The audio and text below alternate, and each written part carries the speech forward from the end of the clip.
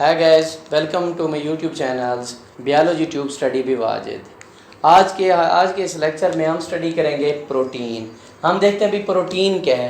Protein है polymer of amino acid, polymer of amino acid containing carbon, hydrogen, nitrogen and oxygen.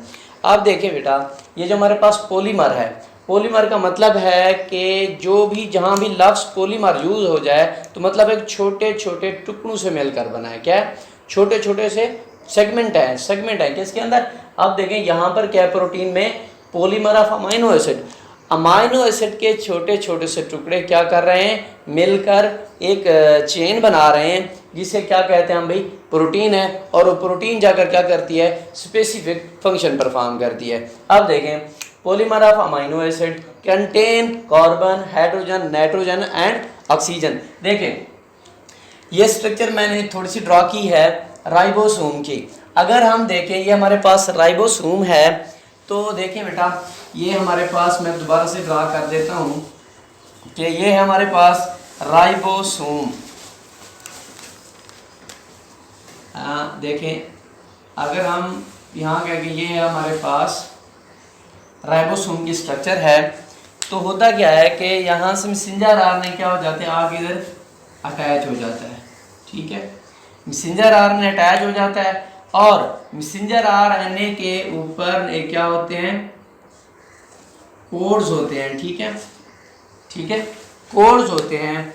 और transfer RNA के ऊपर क्या होते हैं, एंटी कोड्स होते हैं। ट्रांसफर आरएनए के पास क्या होता है कि अमाइनो एसिड वहाँ आकर अटैच हो जाता है। ठीक है, जब अमाइनो एसिड ट्रांसफर आरएनए के साथ अटैच हो जाए तो हम उसे कहते हैं अमाइनो एसिड ट्रांसफर आरएनए। जब यहाँ पर हमारे पास ट्रांसफर आरएनए आ जाता है राइबोसोम के अंदर, थोड़ा सा समझाने के लिए बात कर रहा हूँ, तो जब यूं ही यहाँ से दूसरा ट्रांसफर आरएनए आता है, ठीक है, दूसरा ट्रांसफर आरएनए आता है विद अमाइनो एसिड, तो क्या हो जाता है, वो ये अपना ट्रांसफर आरएनए यहाँ पर शिफ्ट कर देता है और यहाँ से एक तरह क्या बन जाती है, चेन बन जाती है। ठीक है, यहाँ अमाइनो एसिड के बिल्डिंग ब्लॉक्स आ जाते हैं, एक अमाइनो एसिड के पॉलीमर आ जाते हैं। ये क्या होते हैं, पॉलीमर ऑफ अमाइनो एसिड क्या कहलाते हैं, प्रोटीन कहलाते हैं। ठीक है भाई, क्या कहलाते हैं, प्रोटीन कहलाते हैं। देखें, ये हमारे पास है राइबोसोम है, राइबोसोम के अंदर मैसेंजर आरएनए उसने इंफॉर्मेशन ली में इंफॉर्मेशन के साथ है, और ट्रांसफर आरएनए के ऊपर एंटी कोडॉन मौजूद है। तो क्या कर रहे हैं, ये ट्रांसफर आरएनए के ऊपर अमाइनो एसिड मौजूद है और अमाइनो एसिड के क्या हो रहे हैं, polymer amino acid building blocks आ रहे हैं अमाइनो एसिड के, यानी अमाइनो एसिड के छोटे छोटे से टुकड़े मिलकर क्या बना रहे हैं, एक चेन बना रहे हैं, जिसे हम क्या कहते हैं, ये क्या है, प्रोटीन है। और ये जो हमारे पास प्रोटीन होती है, ये क्या करती है, स्पेसिफिक फंक्शन परफॉर्म करती है। ठीक है, स्पेसिफिक फंक्शन परफॉर्म करती है। ठीक है, और डेफिनेशन के बाद अगर हम देखें इसके को कि ये जो हमारे पास जो अमाइनो एसिड की तादाद है प्रोटीन्स के अंदर कितनी होती है। ठीक है, अगर हम इसकी तादाद की बात करें तो फ्यू से लेकर 3000 या इससे भी ज़्यादा अमाइनो एसिड की नंबरिंग होती है, तादाद होती है डिफरेंट प्रोटीन के अंदर। मैंने यहाँ पर लिखा हुआ है, number of amino acid varies from few to 3000 even more in different protein.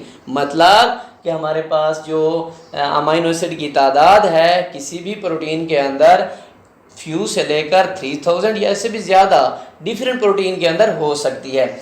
इसके बाद देखें तो जो प्रोटीन है हमारे पास, ये है ऑर्गेनिक कंपाउंड। ठीक है, ये क्या है, ऑर्गेनिक कंपाउंड है और सेल का मेनली हिस्सा क्या है, प्रोटीन है। देखें, मतलब कि सेल के अंदर क्या है, ज़्यादातर क्या पाया जाता है, प्रोटीन ही पाया जाता है। मैंने लिखा हुआ है ऑर्गेनिक कंपाउंड है सेल के अंदर और अबंडेंट फॉर्म में पाया जाता है, ज़्यादातर पाया जाता है। अगर हम एग्जांपल देखें, अगर हम ड्राई सेल की भी एग्जांपल देखें तो हमारे पास 50% जो प्रोटीन होती है ड्राई सेल के अंदर भी मौजूद होती है। ठीक है, ये हमारे पास क्या है, एग्जांपल है कि ड्राई सेल के अंदर क्या है, 50% प्रोटीन पाई जाती है।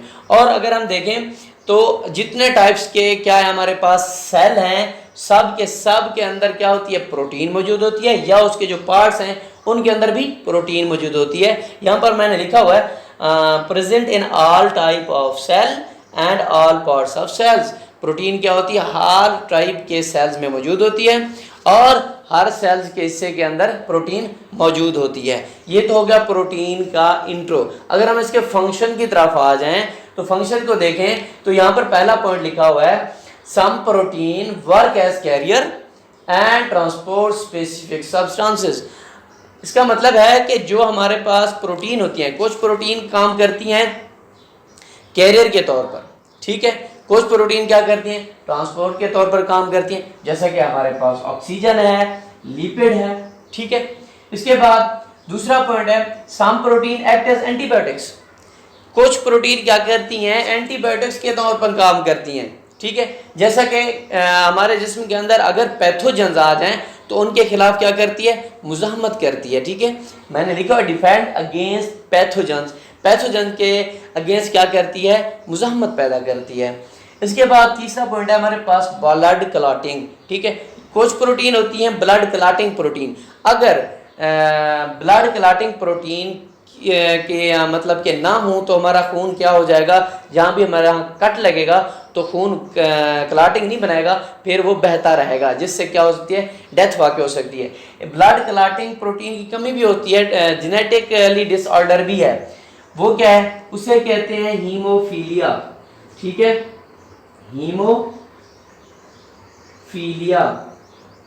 हीमोफीलिया जब एक पेशेंट होता है तो उसे कहते हैं हीमोफिलिक पेशेंट, ठीक है, हीमोफिलिक पेशेंट। जब जिसे हीमोफीलिया हो जाता है तो उसे कहते हैं हीमोफिलिक पेशेंट। ये जो हमारे पास हीमोफिलिक पेशेंट होता है तो इसके अंदर क्या होता है, ब्लड क्लॉटिंग नहीं बनती, ठीक है, हीमोफीलिया। और ये कहाँ कैसे पैदा होती है, जेनेटिकली डिसऑर्डर है, ठीक है। ये क्या है, जेनेटिकली डिसऑर्डर। मतलब ये जो बीमारी है पेरेंट से ऑफस्प्रिंग की तरफ भी आ सकती है, जिसे हम क्या कहते हैं, हीमोफीलिया। इसके बाद हमारे पास नेक्स्ट ऑप्शन है, movement of chromosomes during anaphase caused by protein. Anaphase के दौरान जब हम आप देखें माइटोसिस होती है, माइटोसिस में जब एनाफेज का हमारे पास प्रोफेज, मेटाफेज, एनाफेज, एनाफेज पर जब हम आते हैं तो क्या होता है, जो मूवमेंट होती है क्रोमोसोम्स की क्या होती है, मूवमेंट होती है, वो भी किसके ज़रिए होती है, प्रोटीन के ज़रिए होती है। इसके बाद देखें हमारे पास लास्ट पॉइंट है, ऑल इंजाइम और प्रोटीन। तमाम के तमाम इंजाइम क्या हैं, प्रोटीन है, विच कंट्रोल होल मेटाबॉलिज्म।